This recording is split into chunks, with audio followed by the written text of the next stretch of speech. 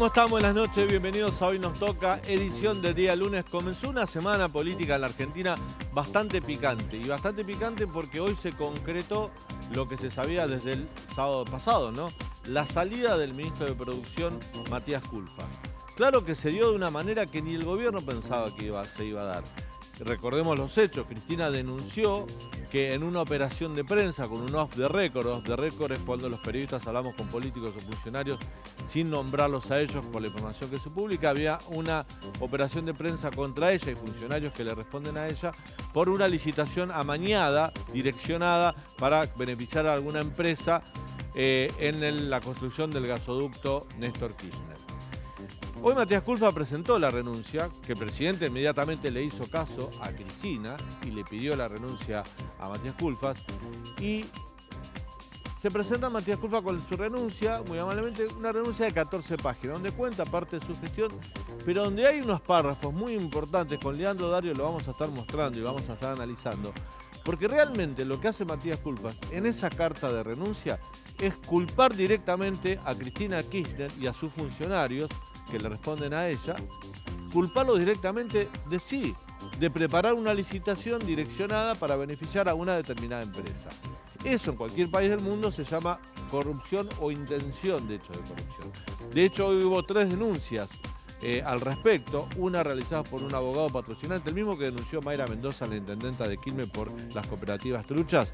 Bueno, también la Fundación Apolo, y otra denuncia que hicieron los diputados Waldo Wolf y Graciela Ocaña. También nos preguntamos, Matías Culfas hace una denuncia pública, ¿no debió haber hecho una denuncia penal? ¿El gobierno no debió haber investigado lo que decía Matías Culfas en vez de echarlo del gobierno, en vez de expulsarlo? Por lo menos abrir algún tipo de investigación interna. La Oficina Anticorrupción, que es un florero, está de decoración en el gabinete, no existe más.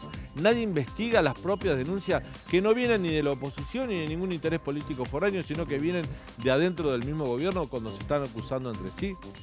Cristina le dijo el viernes pasado a Alberto Fernández en el centenario de YPF, usá la lapicera, como diciendo goberná, tomá decisiones, usá la lapicera.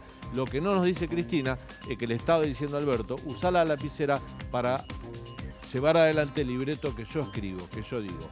La interna Alberto-Cristina se terminó el viernes. La interna Alberto Fernández y Cristina Kirchner, si en algún momento leímos como una lucha de poder, quedó demostrado que no existe como tal, que la que manda es Cristina, y Cristina Kirchner decidió la salida de Matías Culfas y posiblemente haya decidido ya también la salida de Martín Guzmán, el ministro de Hacienda. De esto vamos a estar hablando con Leandro Dario en un ratito también, porque hay mucha información al respecto. Para muestra basta un botón, ¿no? Hoy, ¿qué hizo Martín Guzmán, y el presidente? Presentaron el proyecto de Hacia la Renta Inesperada, un proyecto que va a ser muy difícil que pase en el Congreso, pero son proyectos que sirven para el cotillón kirchnerista que tanto les preocupa para contentar a su núcleo duro, ¿no? Ir supuestamente por el poder. Si hay una licitación amañada para beneficiar a Techín, no es justamente ir contra el poder, pero vamos a suponer que en el maquillaje político ir contra el poder, mientras se hacen negocios por abajo. Esto en el medio, porque uno dice tanto internismo, tanta pelea, tanto ida y vuelta, tanta denuncia interna, tan poca investigación, hoy en la Argentina, cuando estamos prácticamente, no comenzamos el invierno, pero cuando el país está atravesando, venimos de una ola de frío, hay 19 provincias que no tienen gasoil. Está parado prácticamente el transporte productivo, está parada la cosecha gruesa, no hay gasoil para las cosechadoras, no hay gasoil para los tractores, no hay gasoil para el transporte de media y larga distancia. 19 provincias no tienen gasoil. Nosotros lo dijimos cuando Juan Mansur anticipó que iban a salir a comprar el 30% de gasoil que hacía falta para el mercado interno y el consumo, que no era algo que se iba a resolver en 24 horas, que iba a tardar un tiempo. Y bueno, está tardando y es lógico que tarde, pero esto debe haber sido previsto con antelación. No se hizo, la crisis energética ya no golpea la puerta, sino que se metió ya en el living de nuestra casa y de alguna manera estamos pagando los costos. Mientras tanto, el gobierno juega a la política interna, a la pelea, al poder, a los on the record, a los off the record y a todo el mundo con la lapicera en la mano a seguir el libreto que escribe la vicepresidenta de la Nación, Cristina Kirchner.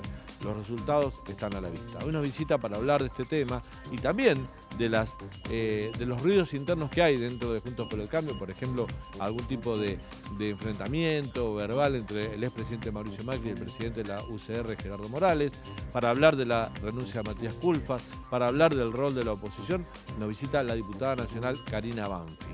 En estos momentos, además, hay una protesta de piqueteros en el Hotel Sheraton, porque mañana va a haber un encuentro de empresarios. La idea de estos piqueteros es acampar para pedirle a los empresarios que bajen los precios. Está Lina Ramírez desde el lugar de los hechos, que nos va a estar contando todo lo que sucede y sobre el final lo que te decía, todo el trasfondo de la salida de Matías Culfas. ¿Qué dijo Matías Culfas en su renuncia? Y todas las balas que quedan picando, todas cada vez más cerca del ministro de Hacienda, Martín Guzmán. Va a ver, es el próximo que se va en el gobierno. ¿Será Moroni, el ministro de Trabajo, el próximo que se va? ¿Se irán los tres albertistas que eran el trípode que manejaba la economía, digamos, la parte más importante, que supuestamente era patrimonio de Alberto Fernández? Bueno, en los próximos días lo vamos a saber.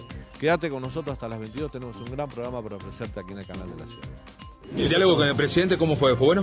No voy a decir, sí, pero no voy a agregar nada. ¿Sigue en el gobierno, ministro, en algún otro lugar? No voy a agregar nada más. Bueno. Simplemente esto, vine a darle un abrazo al presidente, con quien tengo un afecto personal, y a darle la renuncia.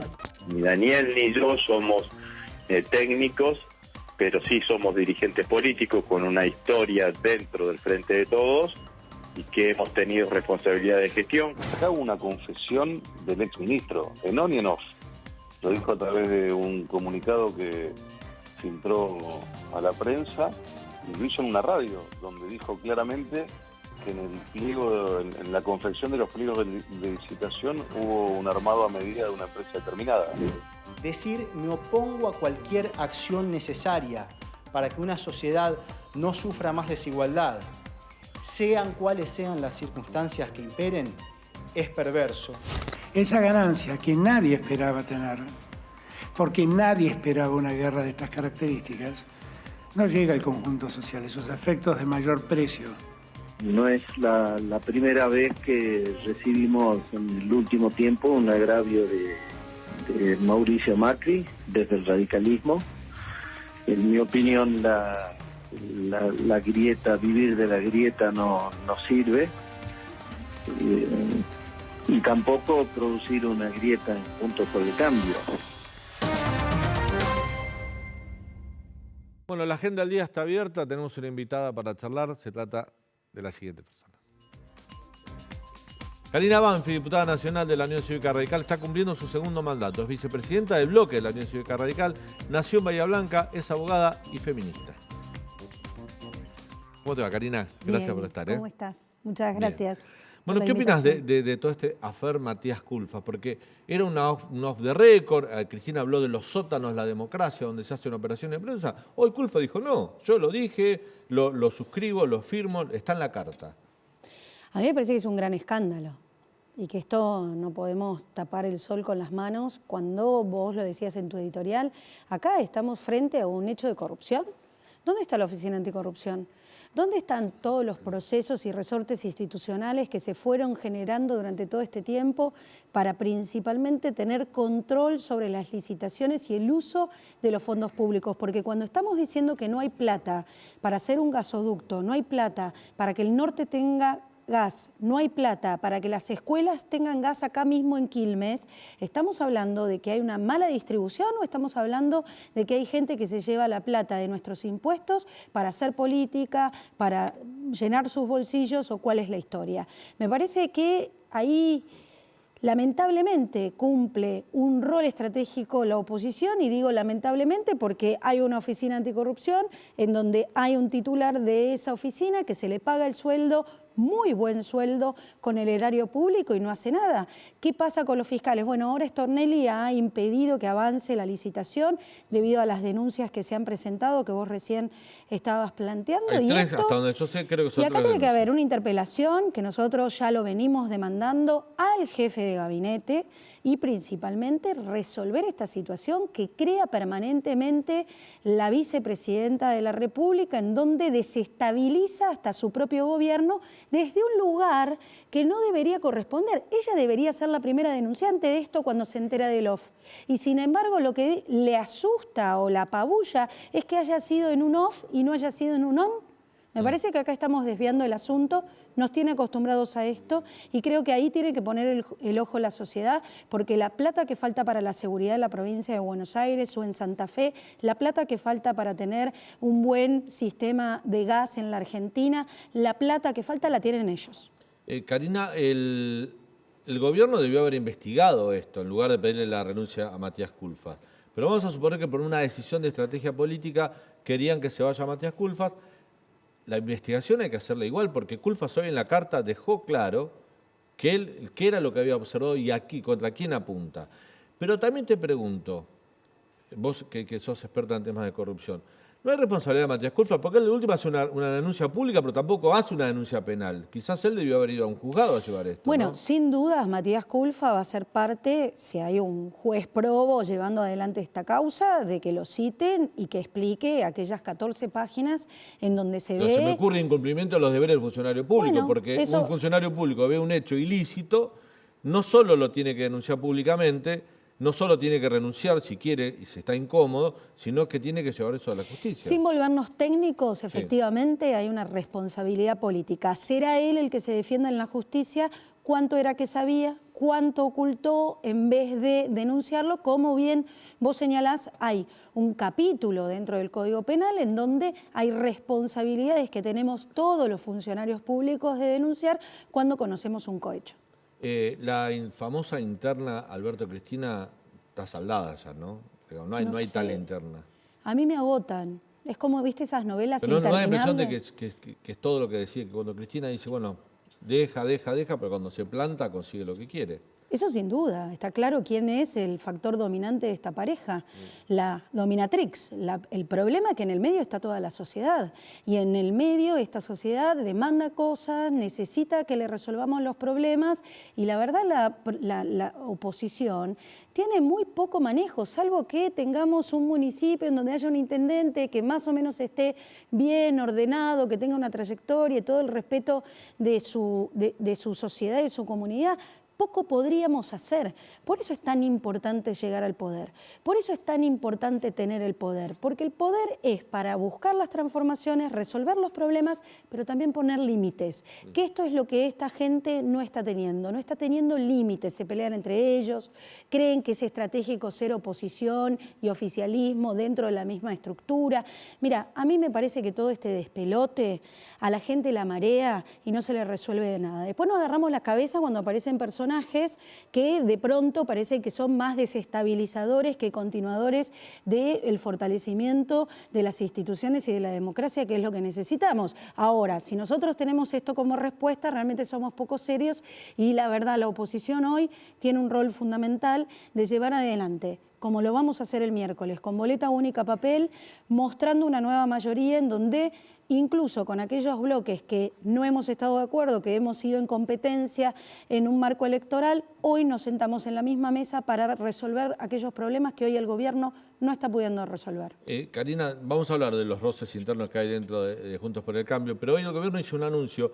Leandro Dario un ratito va a dar con detalles de qué se trata el proyecto que va a enviar el gobierno al Congreso. Pero ahora te pido, lean brevemente de qué se trata el proyecto de renta inesperada para preguntarle a Karina después qué va a hacer la oposición. Contanos.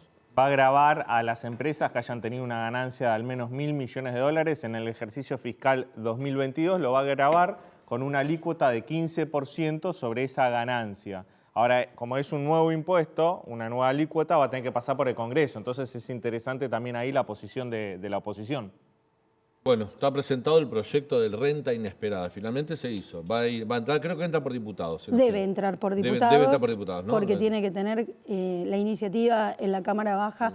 Cualquier cuestión impositiva. Nosotros ya hemos planteado que no vamos a buscar ningún sistema que grave y que agregue mayor carga impositiva a cualquier sistema productivo, porque lo que tenemos que hacer es todo lo contrario. Tenemos que sacarle el corset al empresariado argentino y de esa manera entrar en un proceso de negociación en donde el sector privado es un aliado estratégico para el Estado, principalmente para buscar esas fuentes de trabajo que faltan. Que hay precios internacionales que se dispararon producto de la guerra Rusia-Ucrania y que eso ha generado una renta inesperada para algunos Son todas excusas, son todas excusas. Ellos tienen mayoría por un voto en la Comisión de Presupuesto. No lo tienen en el recinto. Esto va a morir en la Comisión de Presupuesto. ¿Por qué crees que lo hacen si ellos hacen el mismo número que hacemos? Vos lo decías muy claro en su editorial. Es fulbito para la tribuna.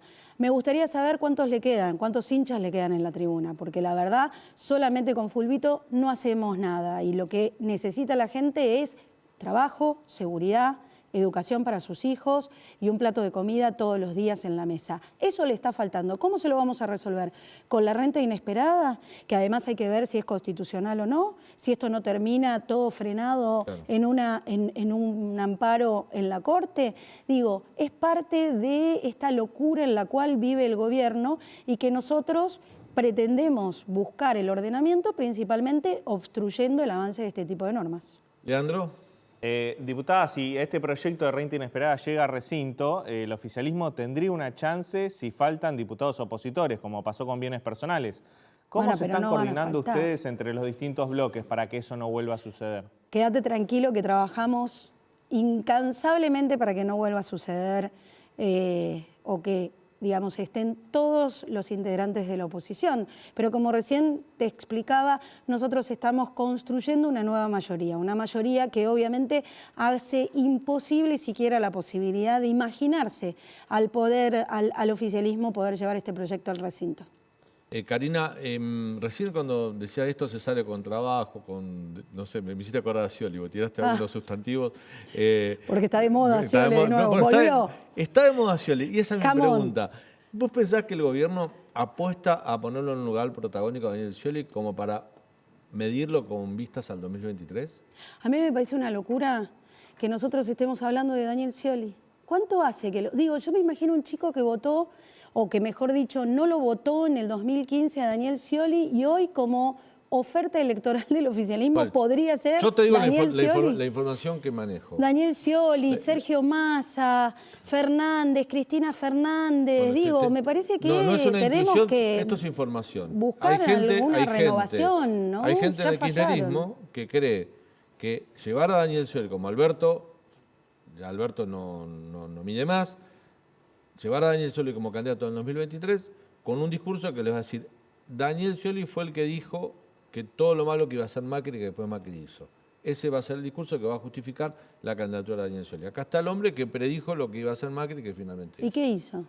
Endeudar al país. Bueno, lo que ¿Qué hizo Scioli cuando fue gobernador de la provincia de Buenos Aires? ¿Qué hizo? ¿Por qué perdió en el 2015? Acá hay que revisar un poco, más allá de las estrategias y manotazos de ahogado que puede hacer cualquier agrupación política cuando se queda sin liderazgos, ¿no? Porque efectivamente vos lo explicás muy bien. Falla, no le alcanzan los números a Fernández, no le alcanzan los números a Cristina, no le alcanzan los números a Massa, salen a buscar lo que tienen. En términos de conocimiento, seguramente tiene un posicionamiento Scioli.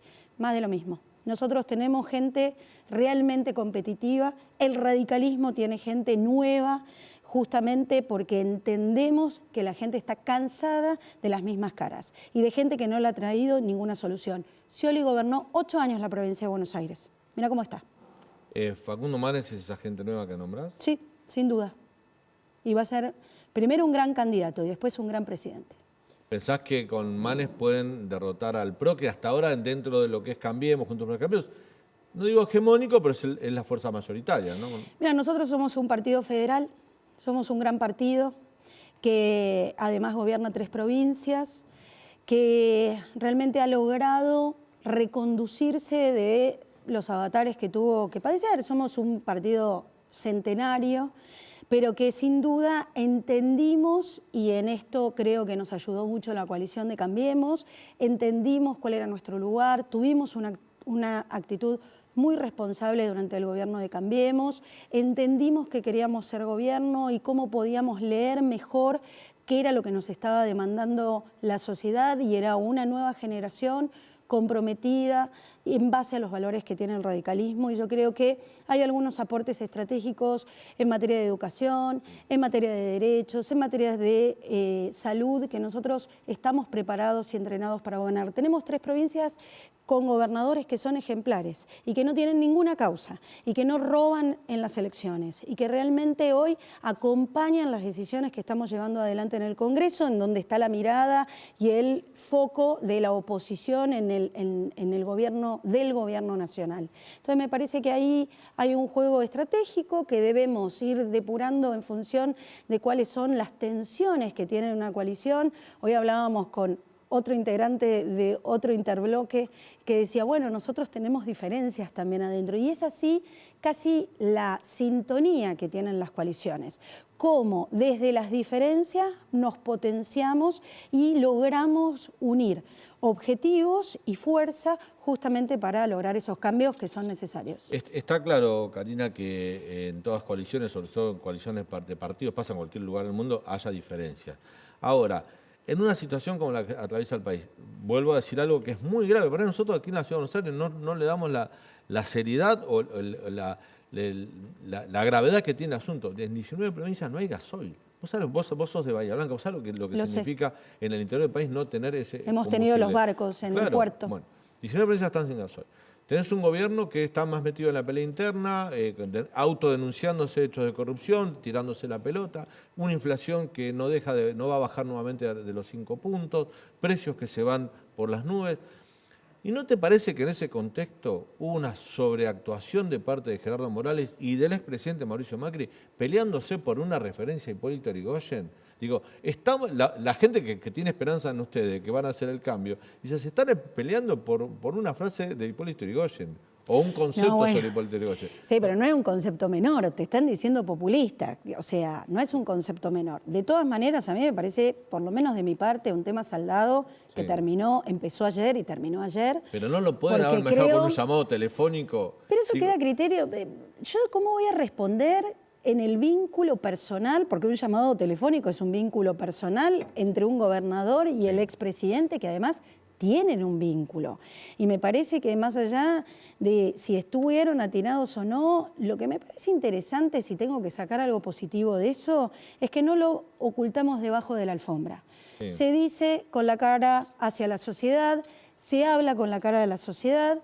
Sí, efectivamente, a nosotros para nosotros la frase fue desafortunada y repudiable. Solo decir un dato, en nuestro himno está Yrigoyen, entonces es como jodido. Pero me parece que yo rescato esto, de Morales y de Mauricio Macri. En el año 2015, todos saben, Morales no estaba de acuerdo en Gualeguaychú con hacer la coalición Cambiemos, perdió, lo aceptó, fuimos a elecciones y el cierre de Mauricio Macri en esa campaña fue en Jujuy.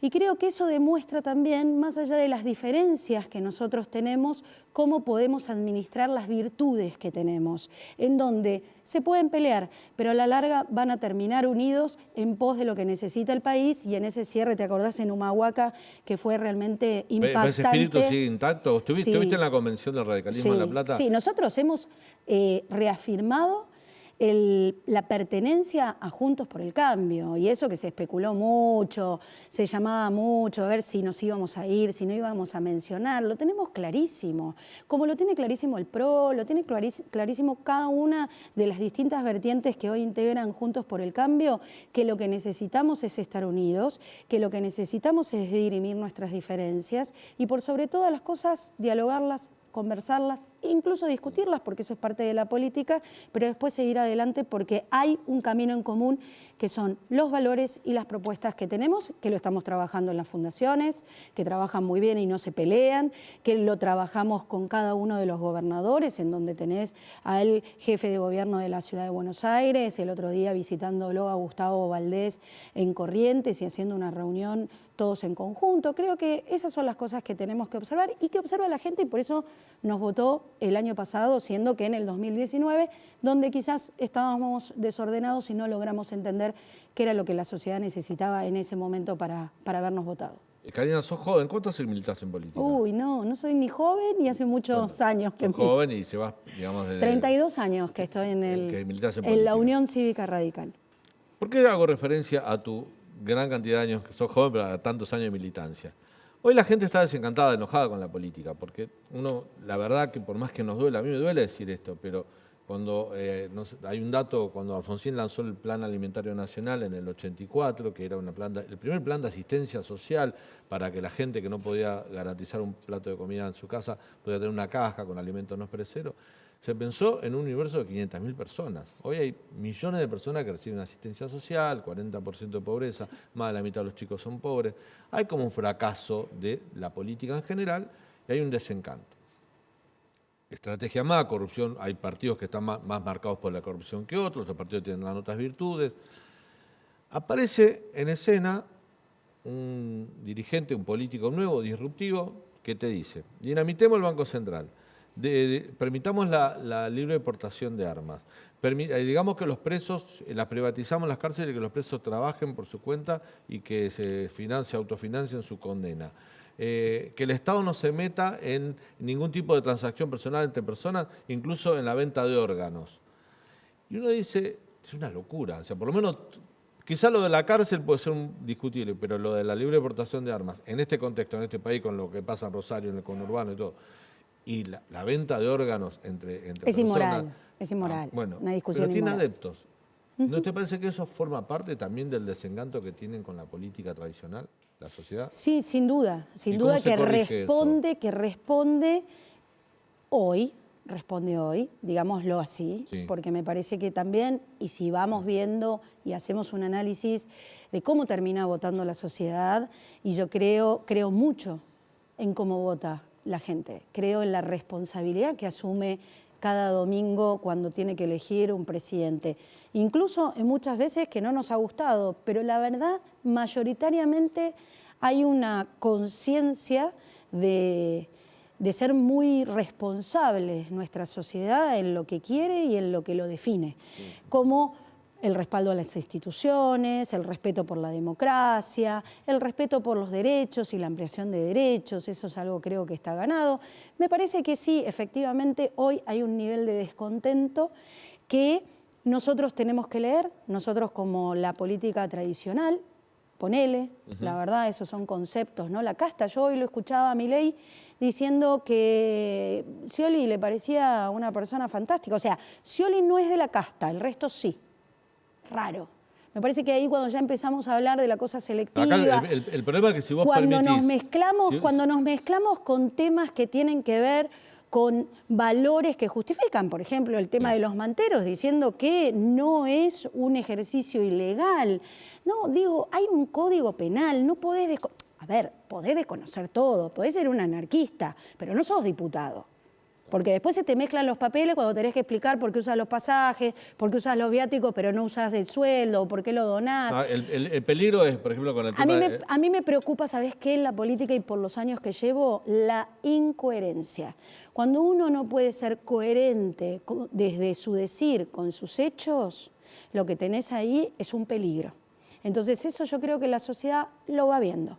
Vamos a hablar el año que viene qué pasa con estos personajes y ahí sí, efectivamente, nosotros tenemos mucho para revisar, mucho para hacer, es lo que estamos haciendo. Por eso hay figuras como Facundo Manes, hoy en el radicalismo, como Carolina Lozada, como Gustavo Valdés, digo, hay una nueva, como Maxi Abad en la provincia de Buenos Aires, hay una nueva generación del partido. Martín Lustó en la capital federal. Me parece que hay una nueva conformación de políticos que va entendiendo principalmente cuál es esta nueva era que estamos atravesando, en donde hay temas mucho más sofisticados que las cuestiones que plantean permanentemente hoy las internas del oficialismo, ¿no? Sí. A mí me gustaría empezar a tener en cuenta otras cuestiones, como por ejemplo la alimentación del mundo, de la Argentina, cómo podemos mejorar todo el proceso productivo de una manera mucho más sustentable, porque eso abarata costos, porque eso es económico, porque eso es transparente y por sobre todas las cosas ayuda a mantener este país, este mundo en el que queremos vivir de una manera mucho más sana. Karina, gracias por tu visita. Siempre Gracias te quiero a preguntar algo. Mirá, por trabajo conozco prácticamente todo el país, desde La Puna hasta la Patagonia. En un lugar pasé tanto frío como en Bahía Blanca. Es verdad. ¿Algún día pueden explicar por qué Bahía Blanca es tan frío? Ustedes que son de ahí, Frío, ¿no? hay viento, Sí, mucho terrible. viento, No sé qué pasó en Bahía mucho Blanca. viento. Bueno, estamos abiertos al mar, Pero ¿no? es frío. Es un lugar muy frío. Es espantoso el clima. Gracias. Es espantoso, pero lo quiero. Obvio. Ya estoy acostumbrada. Gracias por tu visita. Gracias, hasta luego. Vamos a ir a un breve corte y al regreso vamos a estar con Lina Ramírez ahí en el Sheraton. Ahí hay un acampe de piqueteros que le van a pedir a los empresarios que se reúnen mañana en un coloquio que bajen los precios de los alimentos sobre todo. Ya volvemos.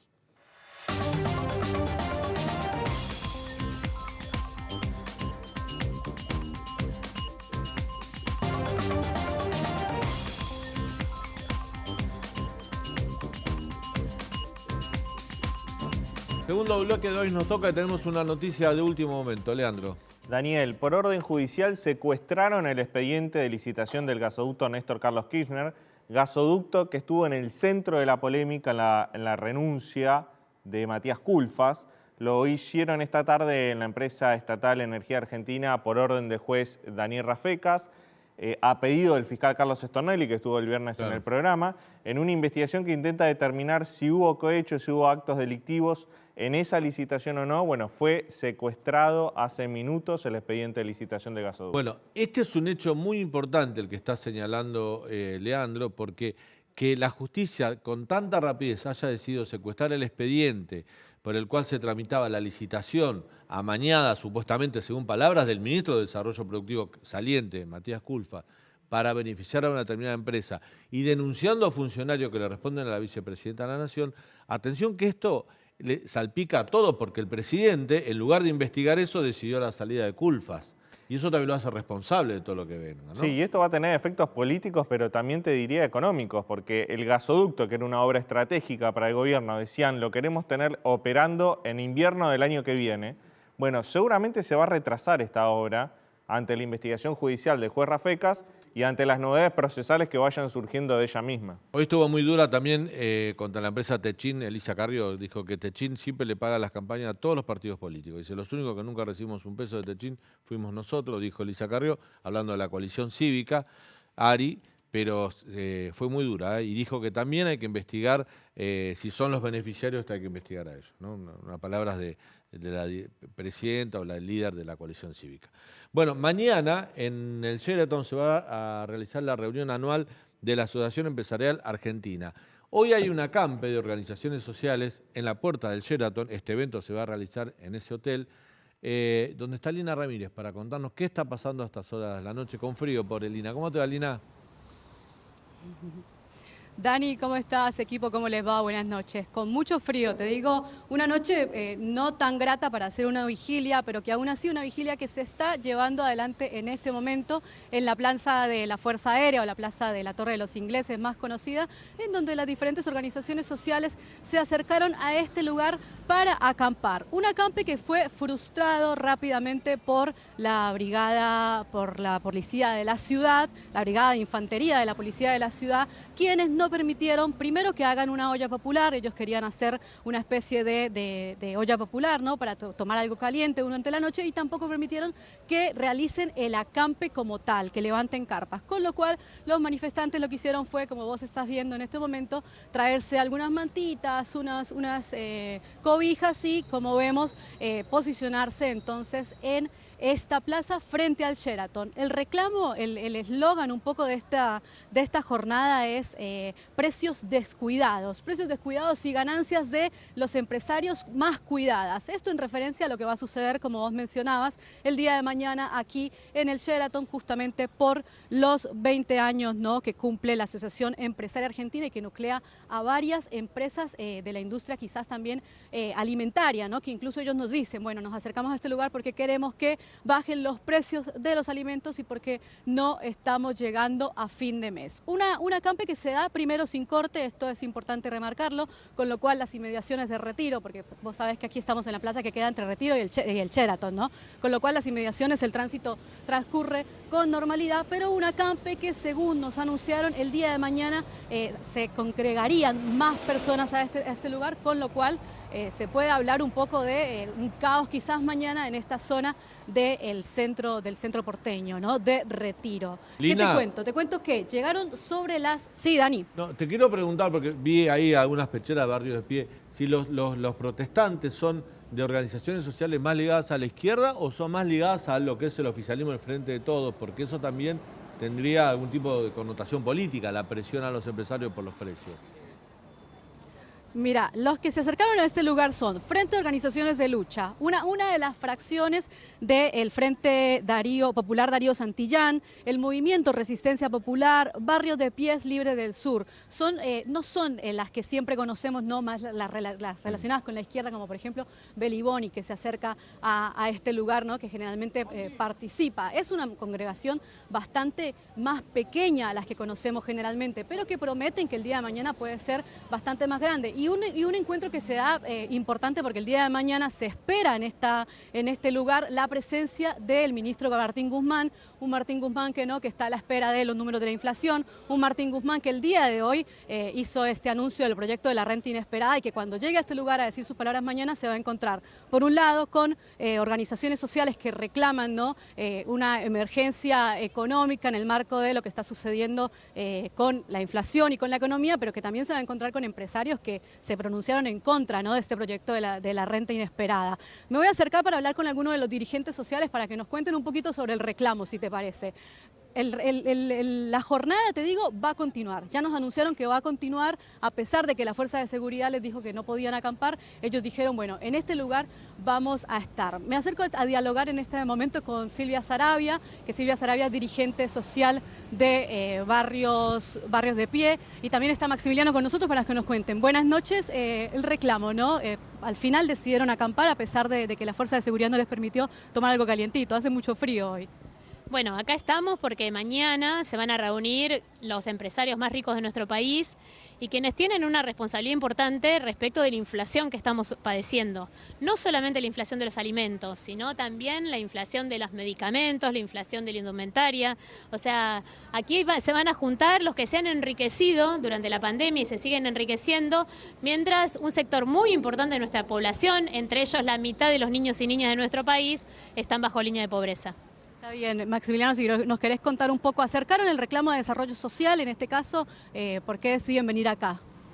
No, bueno, como comentaba la compañera, el reclamo tiene que ver con una situación estructural que vive el país, en la cual un sector minoritario de la población, estos grandes empresarios, dueños del país, se enriquecen de manera exponencial, han triplicado, como decía Silvia, sus ganancias durante la pandemia, mientras los sectores populares y la mayoría de los trabajadores ven el deterioro salarial que crece mes a mes con una inflación galopante y donde el costo de vida ya no permite llegar a fin de mes, no permite subsistir. El reclamo es también al Gobierno Nacional. Mañana se entiende que está el ministro de Economía Martín Guzmán, quizás el presidente Alberto Fernández. Sí, hay trascendidos de que podría abrir la sesión con una grabación a Alberto Fernández y cerrar Guzmán. El reclamo, por supuesto, que es al Gobierno Nacional, porque entendemos que dentro de una batería de herramientas posibles que se pueden utilizar para frenar esta situación de aumento indiscriminado de los precios, no está haciendo absolutamente nada. Vemos entonces nosotros que mientras el mundo está discutiendo las crisis que se vienen, los ricos se reúnen para discutir el problema de las hambrunas que se vienen, los países toman medidas para poder frenar esta situación de una inflación galopante que empieza a hambrear al mundo. En la Argentina el Gobierno Nacional no está tomando medidas a la altura de las circunstancias. ¿Qué esperamos mañana? ¿Algún corte? Contame un poquitito mañana de la jornada para la gente que sale por esta zona, ¿no? Un poco a trabajar, tenemos justo Retiro acá al lado. Bueno, hoy va a ser una vigilia, mañana sí va a haber una movilización de una cantidad importante de compañeros y compañeras que van a venir no solo de aquí de la ciudad de Buenos Aires, sino también del conurbano. O sea, queremos hacer sentir este reclamo que estamos haciendo, como decía él, tanto al gobierno nacional como a este empresariado que hace sus riquezas en nuestro país y se lleva el dinero afuera. Bien, gracias. Bien, Dani, eran las palabras de Silvia Saravia y de Maximiliano Maita también, de Frente Organizado de Lucha. Te digo, una jornada que hasta ahora transcurre tranquila, como podrás ver está la Fuerza de Seguridad también custodiando, porque lo que nos decían es que les van a permitir que se queden en este lugar, pero no van a permitir, primero, que corten las calles y segundo, que vayan por ejemplo, a hacer una olla popular, por lo que representa, en este caso, no prender fuego en esta plaza. Te digo que mañana, entre los oradores más importantes, regresando a lo que va a ser mañana, ¿no?, este evento aquí en el Sheraton, va a estar, por ejemplo, Alfredo Coto, va a estar Héctor Magneto de Grupo Clarín, va a estar Luis Pagni de Grupo Arcor, Paolo Rock de Grupo Techín, que justo vos lo mencionabas hace un ratito, y bueno, el día de mañana entonces una jornada bastante complicada, ¿no?, para el centro, para la gente que va a estar en este lugar, pero quizás también complicada para el ministro de Economía, que se va a enfrentar con estas dos cosas, como te comentaba, con un movimiento social que aseguran que va a ser grande y que la protesta va a ser grande, y también con, encontrarse, ¿no?, con empresarios y con el sector privado en función de lo que viene sucediendo últimamente en el ámbito político, ¿no? Bueno, bien lo explicás vos, Lina, más allá del acampe que uno que estoy viendo ahora, que hay bastante gente, no mucha, pero seguramente mañana a la mañana a primera hora se van a sumar más columnas y más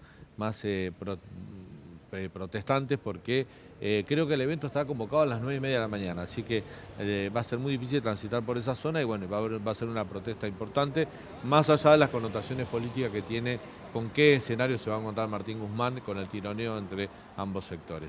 Lina, excelente trabajo como siempre. Gracias, Dani. Hasta luego. Buenas noches. Hasta luego. Bueno, vamos a ir a un breve corte, este sí muy breve, y al regreso vamos a estar con Leandro Dario, que nos va a analizar, o vamos a analizar en conjunto, la salida de Matías Culfas. ¿Qué dejó la carta de Culfas? ¿Qué significa el proyecto de renta inesperada? ¿Qué puede pasar con el mismo? Pero sobre todo el escenario político, que recién te contábamos, ya tiene un nuevo actor, que es la justicia, que secuestró el expediente del gasoducto Néstor Kirchner. Quiere decir que la cuestión se ha complicado mucho de un tema que era secreto el viernes a la noche y que hoy ya está con un juez involucrado y con un ministro saliendo y renunciando. Ya volvemos.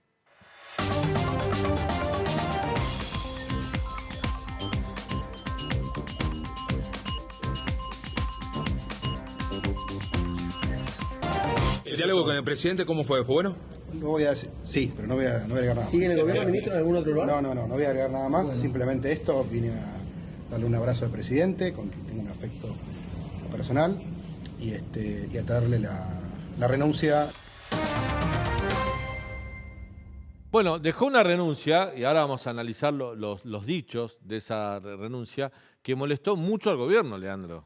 Molestó muchísimo al gobierno, fue una renuncia explosiva. En esa declaración que viste recién, estaba atrás del exministro Culfas, Gabriela Cerruti, la vocera presidencial. Sí.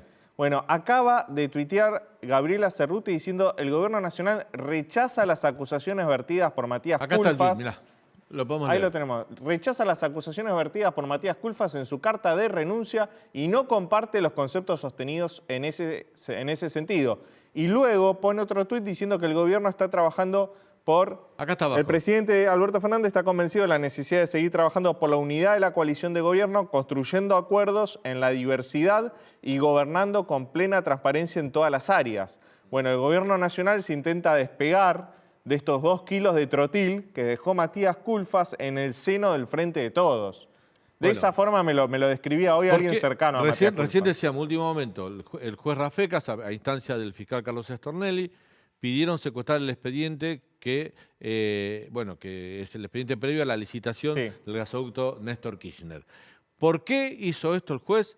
Por estos conceptos que dejó Matías Culfas, que resumen un poco parte de la investigación que nos vas a contar vos ahora. Sí, Matías Culfas le presentó hoy en mano al presidente Alberto Fernández su carta de renuncia, una carta de 14 páginas a la cual pudimos acceder los periodistas luego de esa reunión, una carta durísima en la cual acusa al kirchnerismo de obstruccionismo, de inoperancia, de otorgar subsidios pero ricos, de dedicarse al internismo por sí mismo y de ser responsable de la licitación del gasoducto. Así arranca un tramo de la carta, que es el tramo más duro. Matías Culfas dice: señor presidente, usted me otorgó en el inicio de la gestión la responsabilidad de gestionar la política energética del país. Destaca el plan gas y destaca 2 funcionarios que impulsaron el plan gas: Esteban Kiper y Juan José Carvajales, que estuvo de invitado en este programa. Estos 2 funcionarios que fueron... no están más, ya no están más en el gobierno. Claro. Y su jefe político, Matías Culfas, tampoco. Entonces, al destacar el plan gas, él también está poniendo, subrayando, poniendo en escena que los funcionarios que fueron responsables de una de las mejores políticas energéticas durante este gobierno fueron echados por el propio gobierno. Claro. Eso es muy, muy fuerte. Hay otro tramo más. A ver, chicos, si podemos pasar. Creo que nos llegamos al más picante. A ver, Sí, bueno, acá cuando habla del plan gas, dice que el plan gas le permitió al fisco, al Estado, ahorrarse un montón de dólares, que si no tendría que haber gastado más, en torno a los $30. Hoy está el millón de BTU de gas. Y dice: qué bueno que no les hizo caso a esas personas, señor presidente. No hay que entender mucho de economía para darse cuenta de los graves impactos en nuestra balanza de divisas. ¿A qué personas se refiere? Se refiere a Federico Bernal y Federico Basualdo, que fueron los dos funcionarios que del cristinismo se opusieron al plan gas y a muchas de las políticas impulsadas por Matías Culfas. Federico Basualdo, que el presidente hace 1 año y pico que lo quiere sacar del gobierno y no lo puede remover porque Cristina lo apoya, ¿no? Así es. Bueno, removió el presidente a todos los funcionarios que respondían a Culfas y al albertismo, no así a los funcionarios cristinistas. Vamos a ver el siguiente tramo de la página 6, que es la página más caliente de su carta de renuncia. Dice: describe un desquiciado sistema de subsidios a la energía que rige en nuestro país desde hace 2 décadas, el cual tiene un enorme costo fiscal, es socialmente injusto, centralista, antifederal y pro rico. Claro, con esto, con lo que dice Culfas acá, más allá que después viene la parte oscura, ¿no? Donde él denuncia de alguna manera y se hace cargo, dice: no lo dije, no, lo dije, no. La posibilidad de amañar una licitación para beneficiar a empresarios específicos. Pero acá lo que hace con esta frase, Matías Culfas, es tirar para abajo todo el discurso progre que quiere instalar el kirchnerismo. Claro, está desnudando la interna, está desnudando quiénes son los funcionarios que no funcionan. Esta carta es un quiero retruco a esa frase de Cristina de funcionarios que no funcionan. No recuerdo otro funcionario del gobierno de este gobierno de Alberto Fernández que se le haya plantado de manera tan fuerte a Cristina Kirchner. No, la verdad que no. Y es interesante cómo termina este párrafo. Porque acá... Felipe Solá, perdón que te interrumpa, se fue enojado a la Cancillería y cada tanto le pega un palo a Santiago Cafiero, que era jefe de gabinete, que lo desplazó y que lo reemplazó después en la Cancillería.